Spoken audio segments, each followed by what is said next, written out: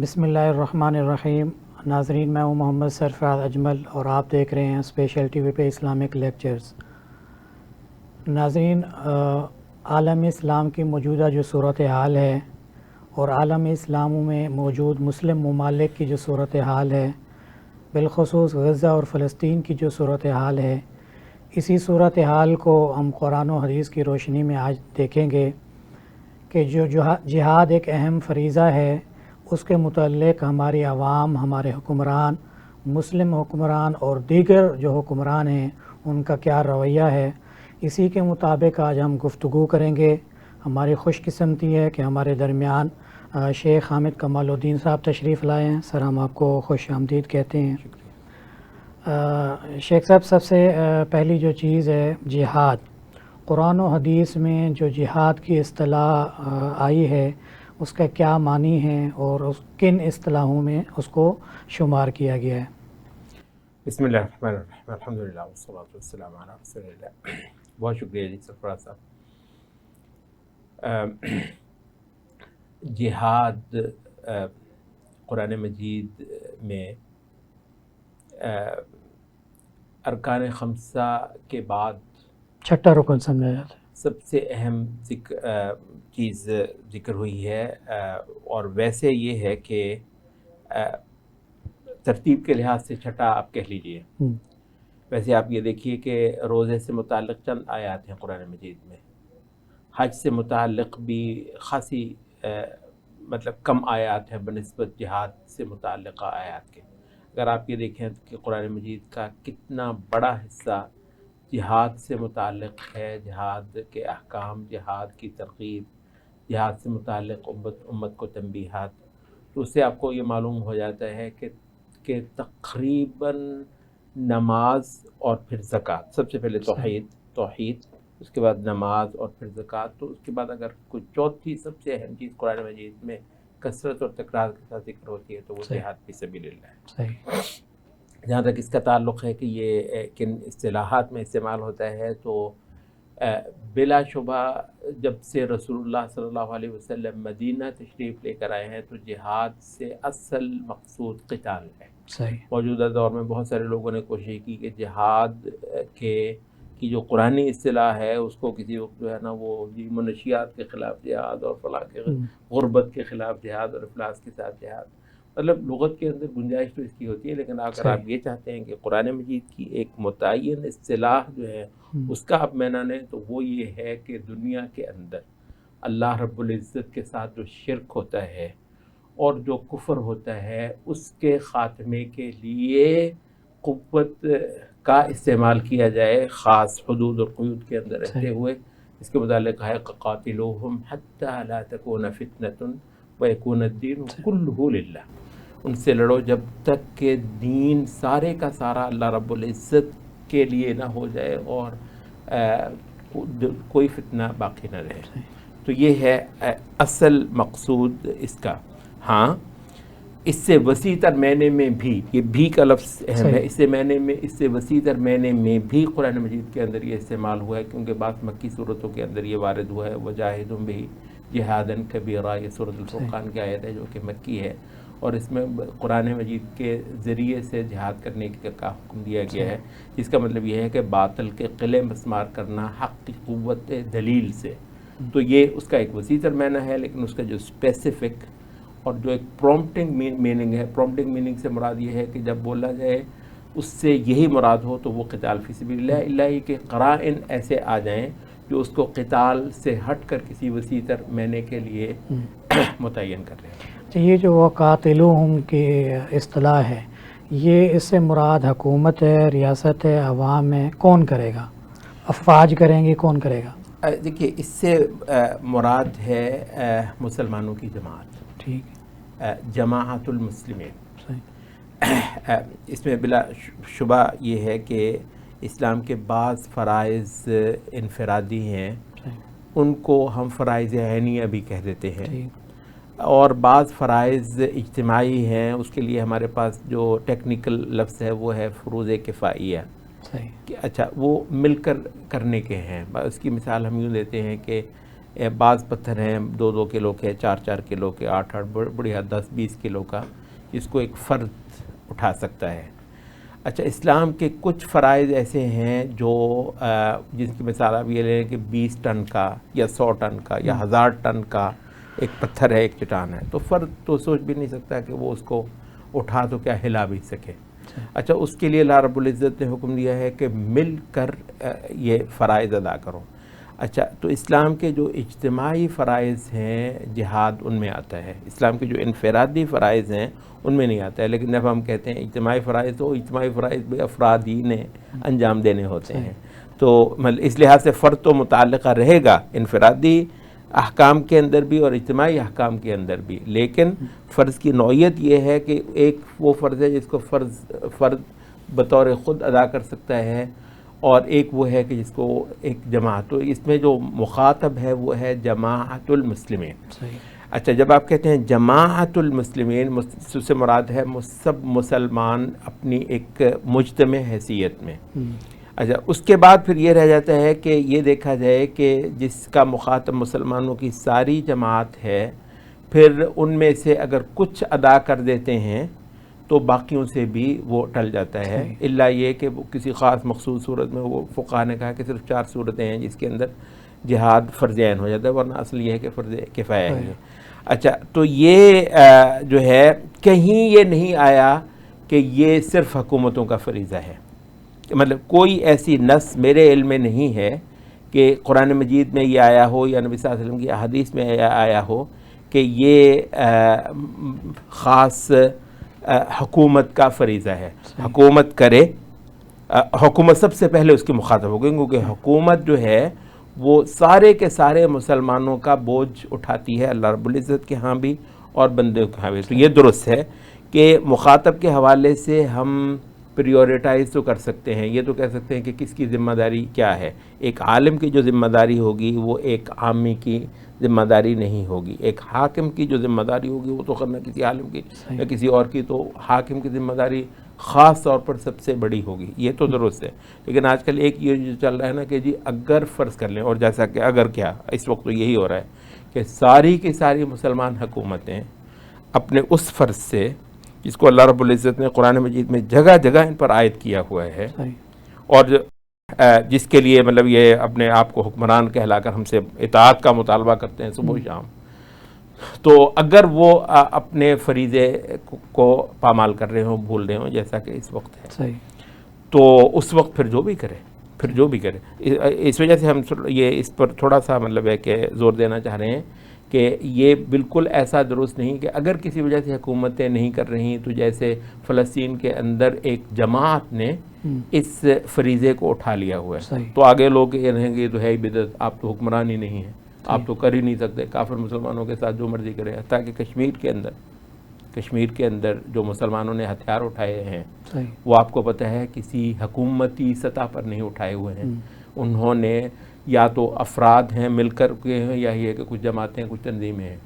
ہمیں بلکہ حقیقت یہ ہے کہ یہ شاید تاریخ میں ذکر ہو، شاید یہ ایک ایسا دور تھا کہ جس میں حکومتیں اپنا فرض مکمل طور پر بھولی ہوئی تھیں، تو جب سے سوویت یونین نے افغانستان پر چڑھائی کی اس وقت سے لے کر پھر بعد ازاں امریکہ نے افغانستان پر چڑھائی کی، پھر جب امریکہ نے عراق کے اندر جو ہے نا وہ یلغار کی اور انویژن کی، اور یہ ادھر فلسطین میں جو یہودیوں نے اور صہیونیوں نے مسلمانوں کی زمینوں کا، مسلمانوں کی عزتوں آبروؤں کی پامالی کرنا شروع کی، اور کشمیر سب جگہوں پہ مسلمان جماعتوں نے وہ کیا، تو شاید تاریخ اس پر وہ کرے گی کہ یہ، اور بلکہ یہ اسلام کا انشاءاللہ معجزہ ہوگا کہ جس وقت حکومتیں اپنے فریضے سے عہدہ برا نہیں ہو رہی تھی تو بھی مسلمانوں نے جماعتوں کی حیثیت میں اس فریضے کا احیاء کیا۔ آپ نے جو جماعت الاسلامیہ کا تذکرہ کیا، اس وقت جتنے بھی تقریباً 56 سے زائد اسلامی ممالک ہیں، میرے خیال میں کہیں اسلامی حکومت وہ نہیں ہے، ملکوں کے اندر ہی اسلامی تنظیمیں یا اسلامی تحریکیں ہیں، حکومت تو خود جہاد نہیں کر رہی، تو حکومت جہاد کرنا نہیں چاہتی یا نہیں اس پہ اپنا کردار ادا کر رہی، تو جو اسلامی تحریکیں ہیں یا عوام ہیں وہ اپنا کردار جہاد کے متعلق کیا کرے گی، اور اس وقت جو ہے صورتحال، کیا حکمرانوں پہ جہاد فرض عین ہے یا عوام پہ فرض عین ہے یا فرض کفایہ ہے، یا جو اقرب و فلاقرب کا ہے وہ؟ جی مطلب ہے اس معاملے میں جو اس وقت جو فتویٰ ہے وہ یہ ہے کہ جو لوگ تو ہیں اس خطے کے اندر ان پر تو جہاد فرض عین ہے، صحیح، کیونکہ لوگ لڑنے والے جو ہے نا پورے نہیں پڑ رہے، تو جو بندہ قادر ہے۔ اچھا، یہاں پر ہمیشہ یہ علم میں رہنا چاہیے کہ جب بھی ہم یہ کہتے ہیں کہ ایک شے فرض ہے یا فرض عین ہے، تو اس میں نا استطاعت والی شرط انڈرسٹوڈ ہوتی ہے ہمیشہ، ٹھیک ہے، استطاعت والی شرط ہمیشہ انڈرسٹوڈ ہوتی ہے۔ صحیح، اچھا، تو ان لوگوں پر تو ہے مطلب ہے کہ بنفس نفیس اس میں شرکت کرنا۔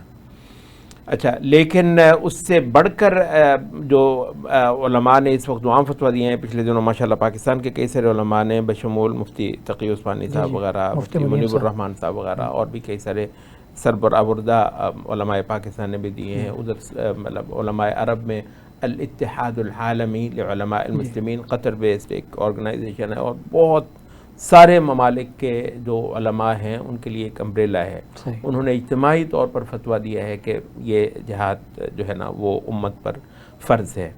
اچھا، تو اس وقت جو ہے نا پوری امت پر یہ فرض ہے، ہر فرد جس جس کیپیسٹی میں ہے۔ جب ہم کہتے ہیں ہر فرد جس جس کیپیسٹی میں ہے، تو مطلب ہے جب آگ لگی ہوئی ہے تو ہم بالکل گول مول بات نہیں کریں گے۔ پاکستان کی جو حکومت ہے، یہ شہباز شریف صاحب، یہ جو پاکستان کے جو چیف آف آرمی اسٹاف ہیں، یہ اردگان صاحب، محمد بن سلمان صاحب، ان کے والد صاحب سلمان صاحب وغیرہ، یہ ان سب پر جو اللہ نے فرض عائد کیا ہوا ہے، یہ سورۃ الانفال کی آیت ہے، وَإِنِ اسْتَنصَرُوكُمْ فِي الدِّينِ فَعَلَيْكُمُ النَّصْرُ، اگر وہ تم سے دین کے اندر نصرت مانگیں تو تم پر فرض ہے کہ تم ان کی نصرت کرو۔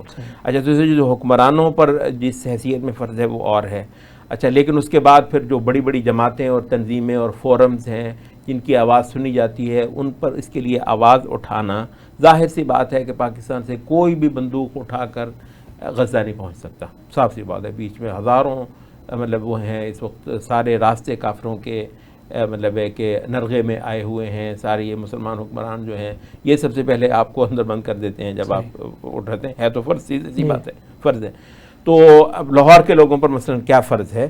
وہ یہ ہے کہ اگر ان کی مالی نصرت کریں، ان کی بندوقوں میں گولیاں ڈالنے کا کچھ بندوبست کر سکیں، ان کے لانچروں کے اندر میزائلوں کی کمی نہ آنے دیں، تو یہ ان پر فرض ہے، لاہور، اسلام آباد، کراچی، دہلی، حیدرآباد کے انسانوں پر۔ تو ہر بندے پر جس کیپیسٹی میں وہ ہے، جو وہاں پر لوگ ہیں جو عملاً اس قابل ہیں کہ وہ لڑ سکیں، ان پر اور نوعیت کا، جو مسلمانوں کے جو حکمران ہیں ان اور آرمی کے جو سربراہ ہیں ان پر اور نوعیت کا، تنظیموں اور جماعتوں اور بڑے بڑے فورمز پر اور اس کا، اور ہر فرد پر اور حیثیت کا، دامے، درمے، سخنے، قدمے، بولو، اس پر شور اٹھاؤ، لوگوں کو ابھارو، پیسے نکالو، نصرت دو۔ اس وقت جو ہیں بوجوہ میرے علم میں یہ آ رہا ہے کہ الحمدللہ ہمارے ان ملکوں سے بھی مسلمان مالی اعانت کر سکتے ہیں وہاں پر ہونے والے جہاد کی۔ اور یہاں پر میرا مقصد انسانی امدادیں نہیں ہیں، بلکہ وہ امدادیں ہیں جو انشاءاللہ العزیز اس جہاد کے لیے استعمال ہو سکتی ہیں۔ اچھا، موجودہ دور میں جو جتنی بھی جماعتیں ہیں مسلمان ممالک میں، کیا وہ سیاسی جماعتوں کو یا حکومتوں کو ان پہ دباؤ ڈال کے جہاد کے لیے راضی کر سکتے ہیں؟ بے حد و حساب زور لگانا چاہیے اس پر، بہت کوشش کرنی چاہیے کہ تم ہمارے حکمران ہو کس کھاتے میں، کس وجہ سے ہو، یعنی مطلب ہے کہ صرف ہمیں دبانے کے لیے اور ہمارے ٹیکس اینٹھنے کے لیے مطلب ہے تم یہاں پر ہو، تو ہماری کمر دوری ہو گئی ہے اشروں سے، تمہیں کھلا کھلا کے، پلا پلا کے، ٹیکس دے دے کے۔ تو ظالموں، ہماری عزتوں اور آبروؤں کا مسئلہ ہے، اور اللہ رب العزت کا ایک حکم ہے مسلمانوں کی، اسلام کی زمین، آبرو، عزت، سب کچھ جو ہے نا وہ داؤ پہ لگا ہوا ہے اس پورے خطے میں۔ تو مطلب ہے کہ تم کیوں کچھ نہیں کر رہے؟ یہ جو امام مہدی کا نزول ہے، وہ خلافت پہ بیعت کریں گے یا قتال کے لیے بیعت کریں گے؟ مہدی کے حوالے سے جو احادیث ملتی ہیں، پہلے میں تھوڑا سا یہ عرض کر دوں، یہ بہت سارے لوگ جو ہے نا اس وقت کے سینیریو کو مہدی سے اس انداز سے جوڑ رہے ہیں کہ اب جو ہوگا تو مہدی کے آنے پہ ہی ہوگا. جی مطلب حقیقت یہ ہے کہ یہ حوصلوں کو پست کرنے کے لیے بہت بڑا اثر ڈالتا ہے. میں مطلب آپ کے اس چینل کے ذریعے سے مطلب اس چیز کو لازماً مسلمانوں تک پہنچانا چاہوں گا کہ حضرات ہم پر تاریخ کے اندر 20 بار اس سے زیادہ کڑے وقت آئے ہیں، ہم اس سے زیادہ پسپا ہوئے ہیں، کافر ہم پر اس سے زیادہ چڑھاتے رہے ہیں، اور پھر جو ہے ہم نے جہاد کیا تو اللہ تعالیٰ نے مہدی کے بغیر ہی اور مسیح علیہ السلام کو نازل کیے بغیر ہی ہمیں اتنی فتوحات دیں، دوبارہ ہمیں اٹھا دیا، اور ملکوں کے ملک، بر اعظموں کے بر اعظم جو ہے نا دوبارہ اذانوں کی گونج سے گونجنے لگے، اور الحمدللہ اسلام کا غلغلہ ہوا. ایک بار مسلمان بہت پسپا ہونے کے بعد 1-1.5 صدی کے بعد مسلمان یورپ پر چڑھائی کر رہے تھے عثمانی خلافت کے اس میں. تو اس وجہ سے نا یہ بہت زیادہ اس بات سے ڈرے ہیں مسلمانوں کو، وہ نہ کہیں کہ اب جو کرنا مہدی نے کرنا ہے. یہ خاصا جو ہے نا وہ نقصان دہ سوچ ہے. متعدد بار اللہ کا شکر ہے ہم نے میدان مارا ہے، گر گر کے ہم 20 بار اٹھے ہیں. کوئی ایسی دلیل نہیں ہے کہ اب ہم بالکل نہیں اٹھ سکیں گے، صحیح، اب ہم بالکل کافر کو پسپا نہیں کر سکیں گے کیونکہ کوئی نص آ گئی ہے، کوئی آیت آ گئی ہے کہ یہ تو اب جو بھی ہونا ہے مہدی کے بعد ہی ہونا ہے، اس وقت تک تو تم نے جوتے ہی کھانے. مطلب ایسا بالکل نہیں. صحیح، ہمارا مولا اللہ ہے، ٹھیک ہے، هو مولاکم فنعم المولا ونعم. اس نے کبھی ہمیں بے یار و مددگار نہیں چھوڑا.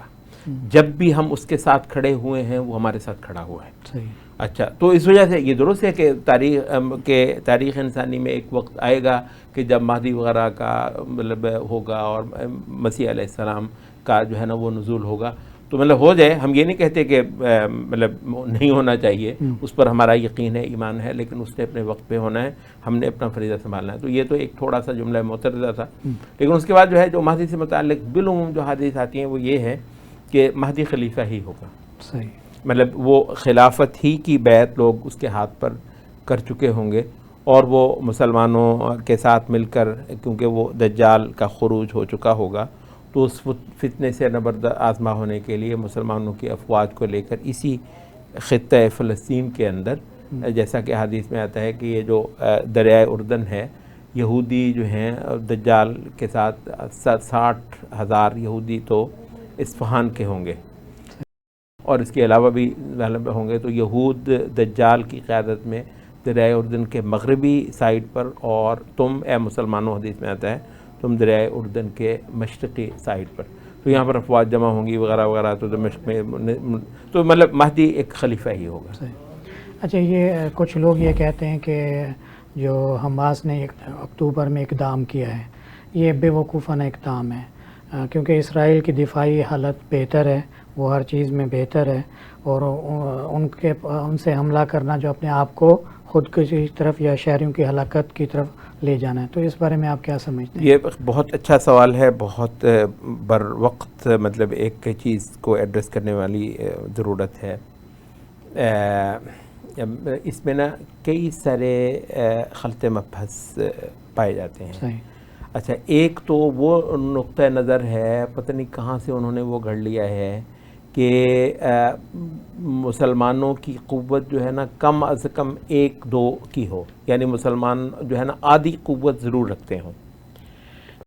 اچھا، ایک تو مطلب ہے کہ یہ وہ قرآن مجید کی آیت ہے نا سورۃ الانفال کی کہ یا ایھا النبی حرض المؤمنین علی القتال ان یکن منکم 20 صابرون یغلبوا 200 وَإِن يَكُن مِّنكُم 100 يَغْلِبُوا أَلْفًا مِّنَ الَّذِينَ كَفَرُوا. 100 ہوں گے تو 1000 پر انشاءاللہ بھاری ہو جائیں گے. اچھا، پھر کہا کہ الآن خفف اللہ عنکم وعلم ان فیکم فإن یکن منکم 20 صابرون یغلبوا 200 یغلبوا 200.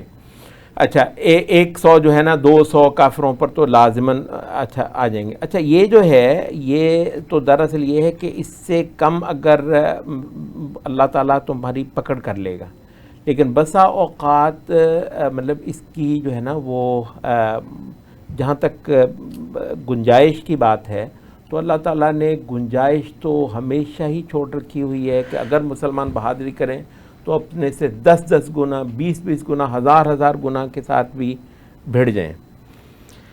اب یہ جو غزوہ موتہ میں مسلمانوں کی تعداد کتنی کم تھی رومیوں کے مقابلے پر، حتیٰ کہ بدر میں 313 بمقابلہ 1000، یہ دگنی نہیں، دگنی سے کہیں زیادہ ہے۔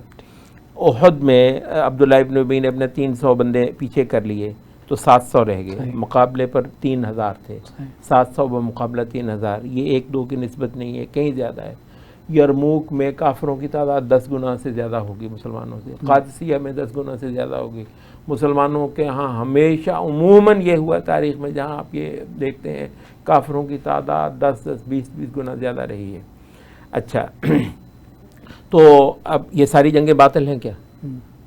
پہلی تو مطلب ہے کہ بات جو ہے نا یہ ہے۔ دوسری جو چیز ہے وہ یہ ہے کہ یہ جو معاملہ ہے یہ بھی کب ہے کہ جی تم اپنا نسبت اور تناسب دیکھو کافروں کے ساتھ، جس کو جی طاقت کا توازن کہتے ہیں۔ طاقت کا توازن دیکھنے کا جو مسئلہ ہے وہ ہجومی جہاد میں، آپ کو پتہ ہے اس کو اقدامی جہاد کہتے ہیں۔ آپ اللہ تعالیٰ نے ویسے مسلمانوں پر یہ فرض کر رکھا ہوا ہے کہ وہ جا کر کفر کو مٹائیں، دنیا سے جہاد کریں۔ مسلمان جزیرہ عرب سے اٹھے، انہوں نے پورے کا پورا فارس اور اس کے بعد پھر فارس سے بھی آباد کے علاقے تھا کہ ہمارا سندھ، ٹھیک ہے، اس کے علاوہ وہ افریقہ کے خطے، پورا شام، یہ سارے کے سارے مسلمان، اس کو کہتے ہیں اقدامی جہاد۔ اچھا، یہ سارے کا سارا مسئلہ جہاں تک یہ ہے کہ کافر ہم پر چڑھ آیا ہے، فلسطین پر کافر چڑھ آیا ہے، یہاں تو کسی فقیہ نے نہیں کہا کہ یہاں آپ طاقت کا توازن دیکھیں گے۔ فقہا کی عام عبارتیں ہیں کہ جب کافر کسی مسلمان ملک پر چڑھ آئے تو وہاں کے بڑوں پر، چھوٹوں پر، عورتوں پر، غلاموں پر کہا کہ غلام اپنے آقا سے اجازت نہیں لے گا، عورت اپنے خاوند سے اجازت نہیں لے گی، بیٹا اپنے باپ سے اجازت نہیں لے گا۔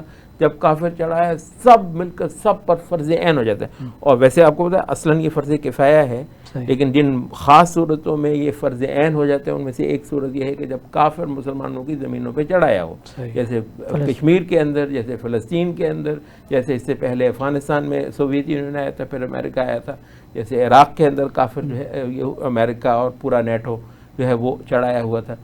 تو یہ جب چڑھ آتے ہیں اس وقت طاقت کا توازن دیکھنے کی بات کوئی فقیہ نہیں کرتا ہے۔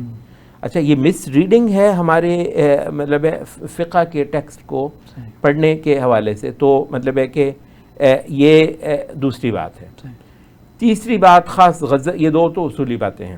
تیسری بات غزہ کے حوالے سے مطلب ہم یہ کہہ رہے ہیں کہ اس کو جن لوگوں نے یہ کہا نا کہ یہ حماقت تھی یا یہ بے وقوفی تھی کہ خام خواہ آپ نے چھیڑ لیا، وہ کر لیا، ہم یہ کہتے ہیں کہ آپ اصل صورتحال سے انتہائی نابلد ہیں، اس وجہ سے آپ یہ باتیں کر رہے ہیں۔ مسئلہ یہ ہے کہ غزہ جو ہے اس نے کیونکہ سرنڈر نہیں کیا ہوا کافروں کے آگے، اور اس نے یہ کہا ہے کہ ہم ہر صورت میں کافروں کے ساتھ لڑیں گے۔ اچھا، اس وجہ سے نا، لیکن ان کے پاس کوئی لمبا چوڑا وہ تو نہیں ہے، انہوں نے پتہ نہیں کتنی محنت کر کے یہ ٹنلز کا ایک پورا نیٹ ورک بنا لیا، کچھ اور کر لیا، اسلحہ جتنا کیسا بنانے کی صلاحیت انہوں نے ان ٹنلز ہی کے اندر اپنی بنا لی ہوئی ہے۔ یہ نہیں ہے کہ باہر سے اسلحہ نہیں آتا ہے تو بھی ایک لمبی مدت تک انشاءاللہ العزیز وہ جنگ لڑ سکتے، تو انہوں نے یہ بندوبست سارا کچھ کیا ضرور ہے۔ معاملہ یہ تھا کہ غزہ کا ایک تکڑا علاج کرنا ان کے ایجنڈا پر تھا۔ اچھا، یہ نہیں ہے کہ انہوں نے جنگ نہیں کرنی تو اسرائیل جیسے پاکستان ہے اور انڈیا، اسرا نہیں ہے، بلکہ یہ ہے کہ وہ کافروں کے نرغے میں ہے۔ 3 طرف سے مطلب ہے اسرائیل نے ان کو گھیرا ہوا ہے، ایک طرف سے مصر ہے جو اسرائیل سے بھی زیادہ ظالم اور زیادہ برا ان کے حق میں بڑھ رہا ہے۔ اچھا، اس غزہ کا گھونٹ انہوں نے بھرنا ہی تھا۔ اچھا، یہ ہے وہ پوائنٹ جو ہمارے ان معترضین کے علم میں نہیں ہے۔ غزہ ایک عام مسلمان ملکوں کی طرح کا ملک نہیں ہے کہ جا کر اس کو فیصلہ کرنا ہے میں ان کے ساتھ جنگ چھیڑ لوں یا نہ چھیڑ لوں، وہ جنگ میں ہے، ٹھیک ہے، وہ جنگ میں ہے، اور کافر جو ہیں اس کے لیے وہ بنا رہے ہیں پلان کہ اس کا کس طریقے سے، صحیح طریقے سے ہم نے نا گھونٹ بھرنا ہے۔ ان لوگوں نے جو کیا ہے وہ یہ ہے کہ ایک جنگ جو انہوں نے کرنی ہی ہے اس میں ہم کو بہتر پوزیشن نہ لے لیں. پوائنٹ صرف اتنا ہے جس کو آپ چھیڑ آئے ہیں وہ یہ ہے کہ جنگ تو طے شدہ ہے. بات یہ ہے کہ آپ نے انگریزی میں کہتے ہیں سٹنگ ڈکس کی طرح جو ہے نا مرنا. بطخیں بیٹھی ہوئی ٹک ٹک ٹک ٹک آپ انہوں نے جو ہے نا آپ کو ختم کر دیا. سٹنگ ڈکس کی طرح مرنا ہے یا یہ ہے کہ کچھ اچھی پوزیشن لے لیں. ان کو جو ہے نا وہ اپنی جانیں بہت پیاری ہیں تو ایک بڑی تعداد میں سینکڑوں کی تعداد میں ان کے بندے اٹھا کر ان کو جو ہے نا اپنے پاس ہوسٹیج بنا کر تو تھوڑا سا جو ہے نا بہتر پوزیشن میں ان کے ساتھ کر لیں, جو کہ ثابت کر دیا حالات نے کہ یہ جو انہوں نے یرغمالی ہاتھ میں کیے ہوئے تھے اس کی وجہ سے الحمدللہ ان کو خاصی بہتر پوزیشن ہوئی. اور معاہدہ اسرائیل کو کیوں کرنا پڑا ان کے ساتھ؟ وہ مارتا چلا جائے, قیامت تک مارتا چلا جائے, اسلحہ نہ پڑ جائے گا اسرائیل. وہ جتنا جو ہے نا وہ مطلب اپنے توپ و تفنگ کے ساتھ اور اپنے طیاروں کے ساتھ فلیٹ کرتا رہے غزہ کو, اس کا کیا جاتا ہے؟ تھوڑے سے پیسے ہی ہیں نا, پیسے یہودی کے پاس, خبیث کے پاس پیسے ہیں اور اس کے پیچھے امریکہ ہے, یورپ ہے, سارا کچھ ہے. مسئلہ یہ نہیں. معاہدہ کیوں کرنا پڑا ہے اسرائیل کو ان کے ساتھ؟ اس وجہ سے کہ انہوں نے اچھی پوزیشن بنا لی اپنی ان یرغمالیوں کو قابو کر کے, اب وہ معاہدوں کے لیے ہیں. تو کل کہانی یہ ہے کہ آپ کو مارنا تو ہے کافروں نے, طے ہے, اس کو پتہ ہے کہ کافر بنا رہے ہیں پروگرام, آج کر لیں, کل کر لیں, مہینے کے بعد کر لیں, 6 مہینے کے بعد کر لیں. ہر حال میں حتماً کافروں نے ہمارا گھونٹ جو ہے نا بھرنا ہے. میں بیٹھ کر انتظار کروں یا تھوڑی سی اپنی بھی اچھی پوزیشن بنا لوں. انہوں نے یہ کیا ہے, بہت عقل مندی کی ہے. علماء عرب سارے کے سارے وہ داد دیتے ہیں ان لوگوں کی بہادری کی اور ذہانت کی اور عقل مندی کی کہ انہوں نے کہتے ہیں کہ وقت کو سنبھال لیا. اچھا, یہ فلسطین کے معاملے میں مصر, سعودی عرب, ترکی اور ایران کے کردار کو کس نظر سے دیکھتے ہیں؟ مصر کا کردار بے حد گندہ ہے. سعودی عرب کا کردار خاصا گندہ ہے. اچھا, ترکی کا نسبتاً اس وجہ سے میں بہتر مانتا ہوں, جو ہونا چاہیے وہ تو صاف سی باتیں نہیں ہیں, جو ہونا چاہیے وہ تو بالکل نہیں ہے. اچھا, مجھے مطلب یہ کہنے میں بالکل کوئی وہ نہیں ہے کہ ان ساروں حکمرانوں کو اصل جو ہے نا مطلوب ان کا اقتدار ہے بسمیت ترکی کے حکمران کے.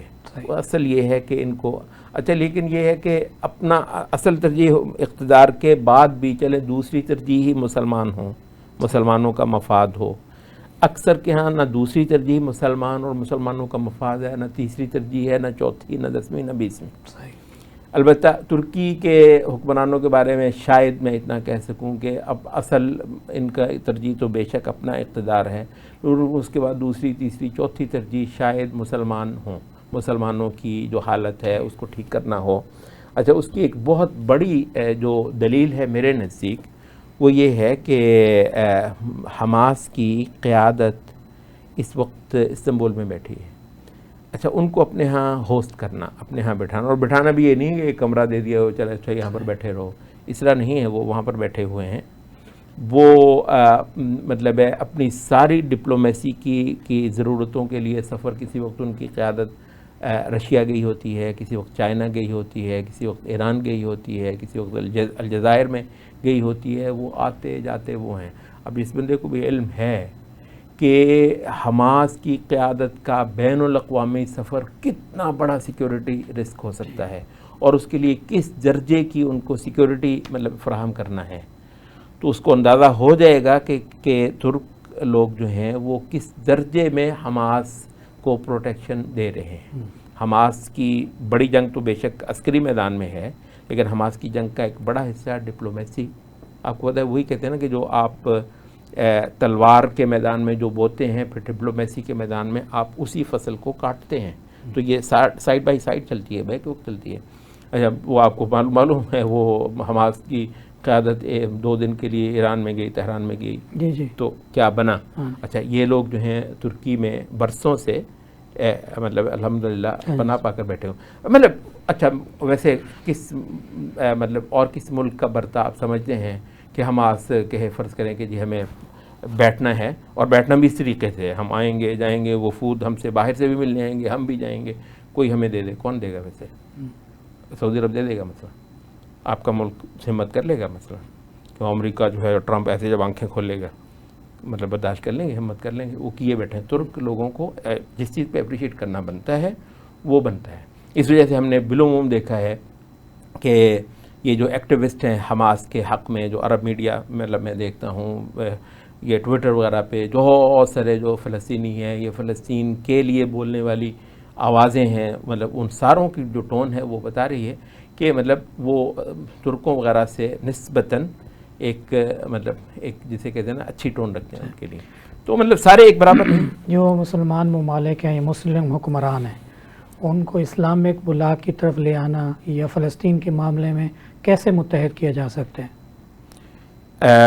دیکھیں کیسے متحد کیا جا سکتا ہے، اس وقت میرا یہ خیال ہے کہ یہ سوال اس کا کسی کے پاس بھی جواب نہیں. صاف سی بات ہے، کہاں سے لے کر آئیں ہم ایسے حکمران جو 10ویں نمبر پر ہی رسول اللہ کی امت کے لیے سوچتے ہیں، کہاں سے لے کر آئیں؟ تو اب ظاہر ہے وہ ہماری جو کسی اسلامی تحریک کہتی ہیں کہ بھئی یہاں پر صحیح قیادتیں لے کر آئیں. صاف سی بات ہے، یہ ان کا جو ایک مقدمہ ہے کہ بھائی صاحب آپ کے پاس ساتھ جو بہت کچھ ہو رہا ہے بیرونی طور پر، اندرونی طور پر، وہ اس وجہ سے کہ یہاں کی قیادتیں صالح نہیں. تو جب تک یہاں کی قیادتیں صالح نہیں ہوں گی، اسلامی مقاصد کے ساتھ الائنڈ نہیں ہوں گی، اس وقت تک آپ ایسے جو ہے نا وہ چیزیں نہیں دیکھ سکتے. تو آپ کا یہ جو اسلامی کیس ہے بنیادی طور پر ان حالات نے وہ ثابت کیا ہے کہ دیکھیں ہم آپ کو کب سے کہتے رہے ہیں کہ یہ قیادتیں آپ کی صحیح قیادتیں نہیں ہیں. تو اس وجہ سے جب تک یہ قیادتیں ریپلیس نہیں ہو جاتی میرے نزدیک تو اس کا کوئی حل نہیں ہے. باقی یہی ہے کہ بھاگتے چور کی لنگوٹی ہوتی ہے کسی وقت، مطلب آپ یہ کہتے ہیں کہ وہ سارا کچھ نہیں ہو سکتا، ما لا یدرک کلہ لا یترک جلہ، something is better than nothing. تو وہ یہی ہے کہ ہمارے جو ہے نا زیادہ سے زیادہ جو مسلمان عوام ہیں وہ سڑکوں پر آ کر شور مچا کر، وہ کبھی روٹی کا کال پڑ جاتا ہے، کبھی چینی کم ہو جاتی ہے، تو ہم دیکھتے ہیں کہ سڑکوں پہ کس طریقے سے لوگ نکل آئیں.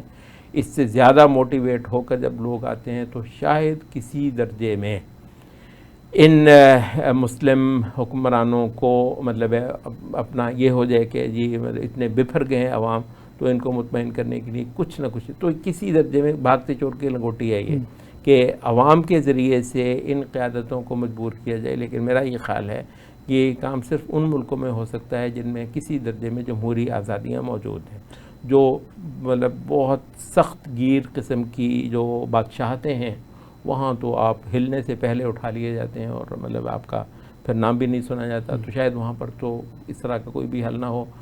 جیلیں بھری پڑی ہیں علماء سے، وہ جو بولتے ہیں یہ باتیں اس وقت ہم کر رہے ہیں، اس سے آدھی نرم باتیں بھی جو لوگ کرتے ہیں ان سے جیلیں بھری پڑی ہیں.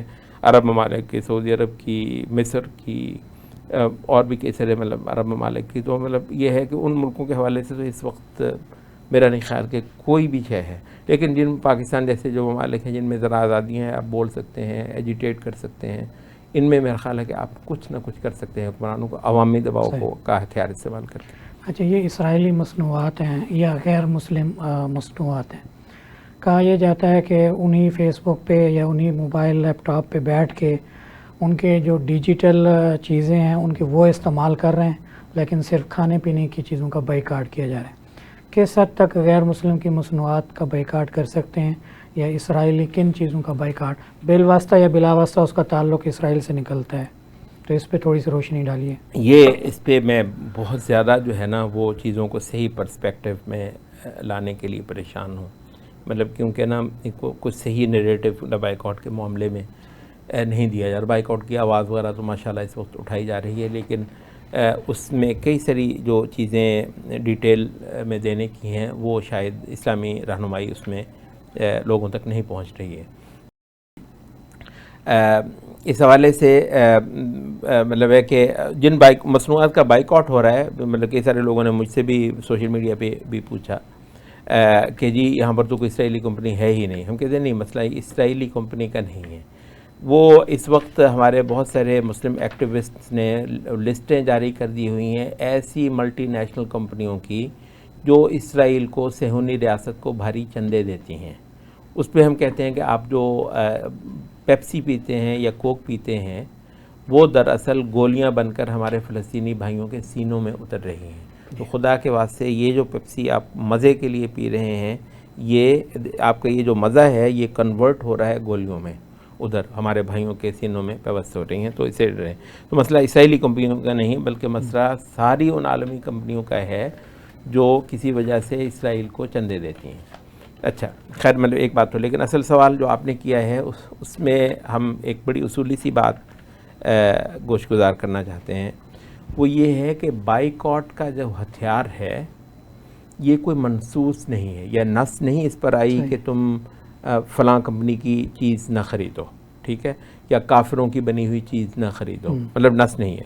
اصولاً کافر کے ساتھ خرید و فروخت جائز ہے. اچھا یہ جو بائیکاٹ کا ہتھیار ہے یہ دراصل ایک اصول ہے اسلامی فقہ میں، اس کو کہتے ہیں مصالح اور مفاسد کا موازنہ. وہ چیزیں جن کا اسلام کو شدید نقصان ہو رہا ہے ان کو جو ہے نا روکا جاتا ہے. اچھا وہ چیزیں جو اسلام کے شدید فائدے میں ہیں ان کو پروموٹ کیا جاتا ہے. اچھا اس کی تو پوائنٹ یہ ہے کہ اس مسئلے کی بنیاد نصوص نہیں ہے بلکہ مصالح اور مفاسد والا مسئلہ. بہت شکریہ سر، آپ تشریف لائے. بہت شکریہ. ناظرین آج آپ نے پروگرام دیکھا، شیخ حامد کمال الدین صاحب نے اس پر تفصیلی گفتگو کی ہے. مجھے امید ہے آپ کو یہ گفتگو پسند آئے گی. اس پر آپ اپنی رائے اور تجاویز بھی ضرور دیجیے گا. اجازت دیجیے، اللہ حافظ.